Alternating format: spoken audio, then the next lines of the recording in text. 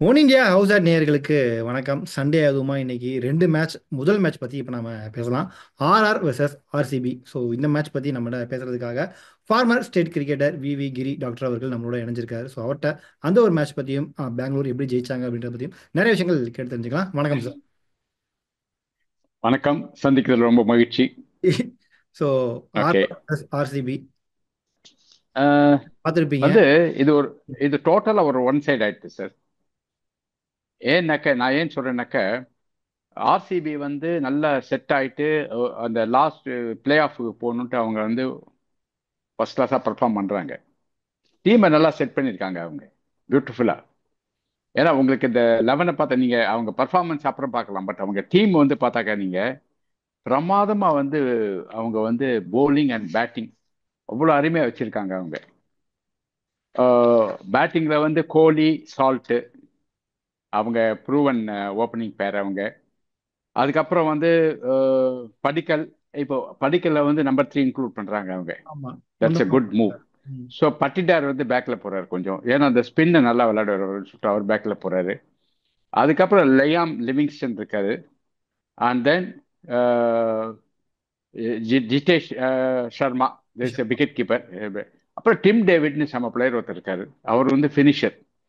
So இந்த மாதிரி ஒரு ப்ரோக்ரஸிவ் நல்ல சைடு வச்சிருக்காங்க. அண்ட் போலிங்ல வந்து they have done a very good auctioning. Bhuvanesh Kumar, Hazlewood, Yash Dayal. Yash Dayal of course retain player.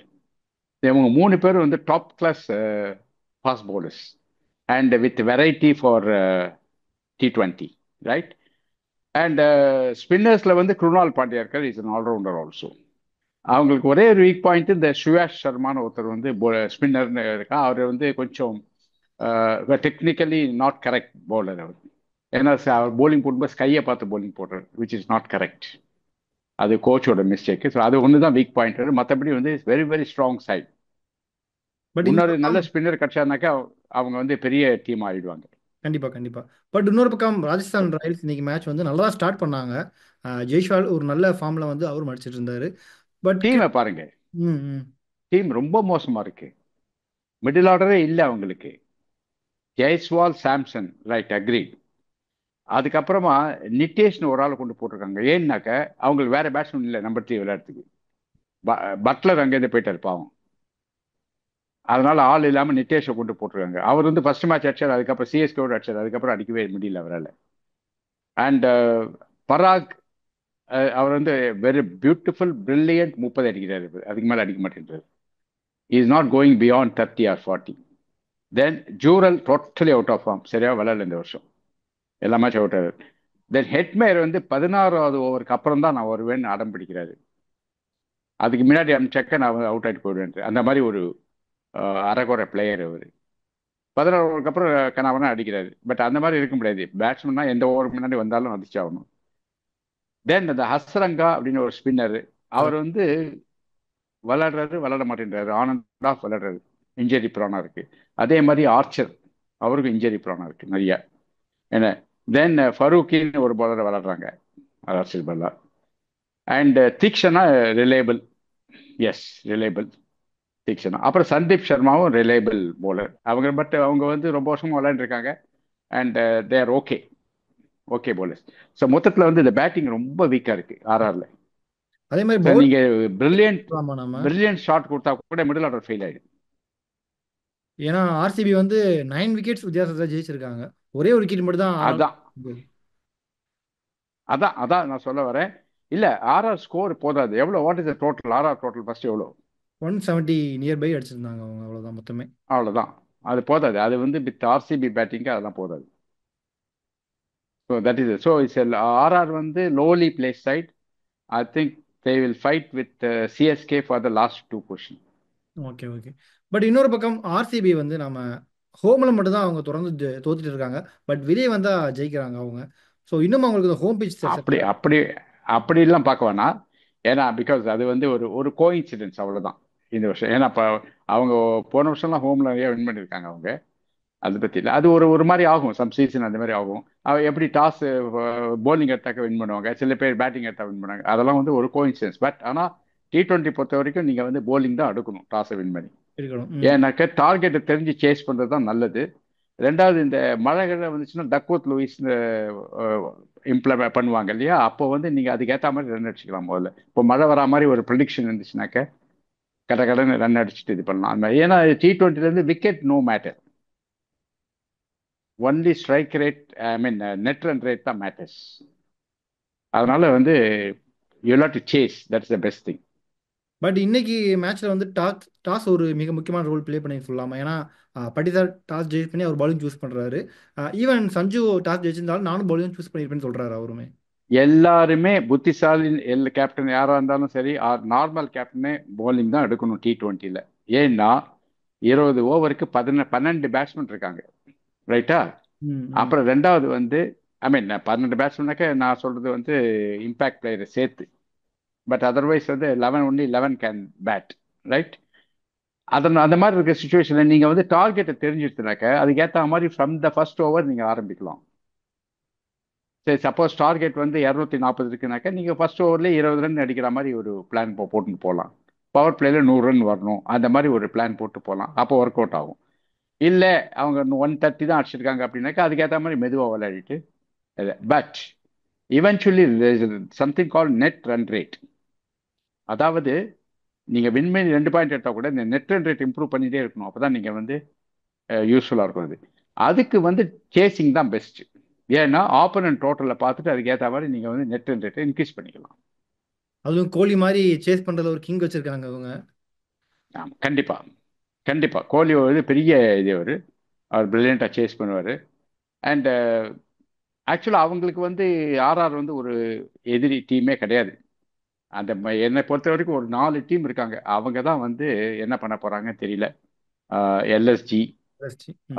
Delhi, அப்புறம் அஃப்கோர்ஸ் பஞ்சாப், பஞ்சாப். ம்.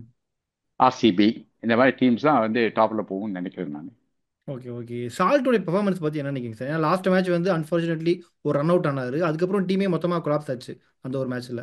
பட் இன்னைக்கு அவர் தான் நின்று கிட்டத்தட்ட ஒரு 65 பவர் பிளேல இருந்து அடிச்சு ஆரம்பிச்சு ஒரு நல்ல ஓப்பனிங் கொடுத்திருந்தாரு இன்னைக்கு சால்ட். சால்ட் வந்து சான்சி பிளேயர். போன மேட்ச் அவரை வந்து கோலி அவுட் ஆக்கிட்டார், ஆமா. இல்லைன்னா ஆர்சிபி வின் பண்ணியிருப்பாங்க.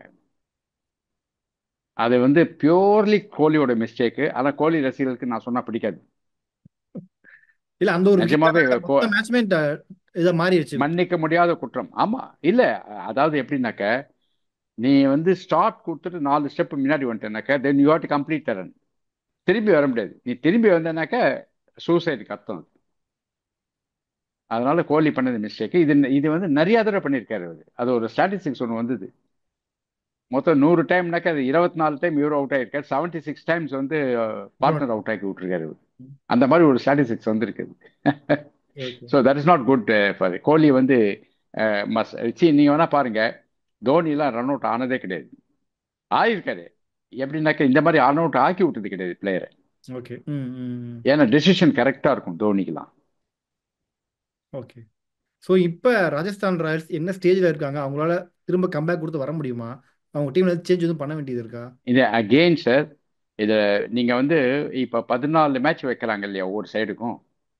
14 மேட்ச் விளையாடி பாயிண்ட் சிஸ்டம் பற்றி பண்ணி கடைசியில் வந்து பிளே ஆஃப் போகிறதுக்கு 4 டீம் செலக்ட் பண்ணுறாங்க, 1 2 3 4.